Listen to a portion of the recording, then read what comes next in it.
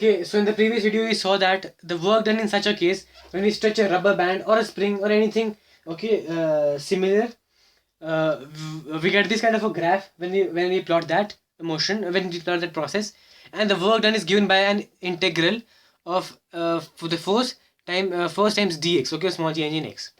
Okay, so now let us see how do we actually solve such an integral. So here we see that, okay, so if we have to okay, so yeah, so we just what we do is, so we know that the force here that is being applied by me is given by F equals kx, and the force that, okay, and if I put a negative sign, this is the force that is being applied by the spring on my hand. So let us find the energy that the spring is absorbing. So what I do is, what we can do is actually is we can plug in this value of force here. So I can simply write this as work done equals the integral of, so instead of writing the force here, I actually write this expression, which is minus kx dot dx. Okay, here I don't need to put in brackets there, I'll just write, yeah, there I go, kx dot dx.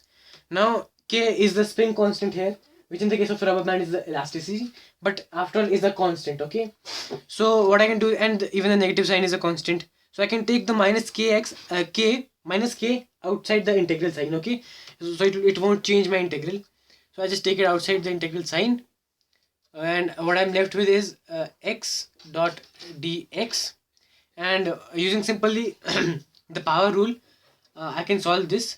So minus k, and now here the power is 1, so I increase the power by 1 and I get 2, and I get the same power in the denominator also, this, and yeah, that's it.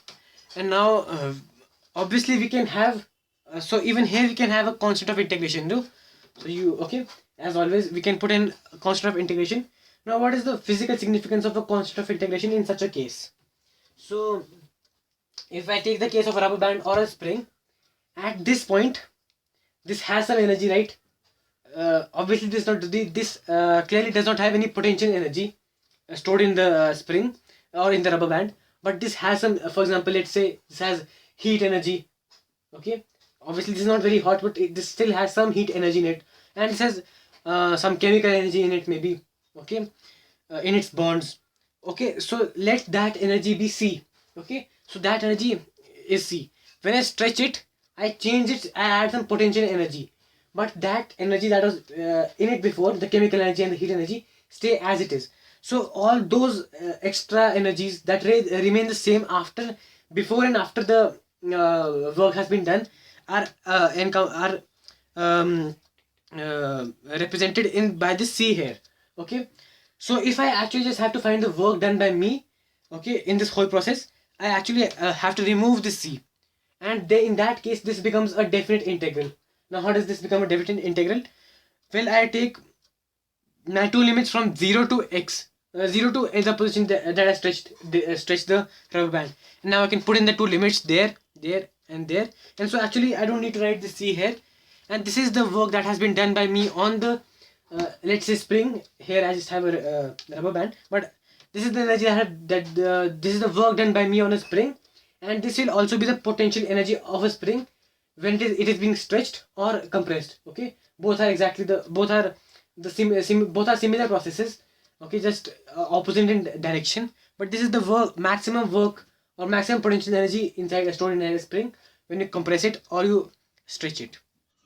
Okay, so one last thing is that the forces in a spring or a rubber band or anything that conserves force, okay, is called conservative forces. So just like this force that I am applying or the rubber band, okay, so this force that I am applying on the rubber band and the rubber band is applying on me, okay, by the Newton's third law, is a conservative force. And why this? Because this will actually conserve the energy in it. And okay, so this is the same thing that happens in the spring, and even in gravitational so even gravitational force is a conservative force. Why? Because if I bring something to this height and if I leave it at any point, it will again conserve that energy as potential energy and then release that as kinetic energy. So this is called as conservative forces. And yeah, that's it. Bye.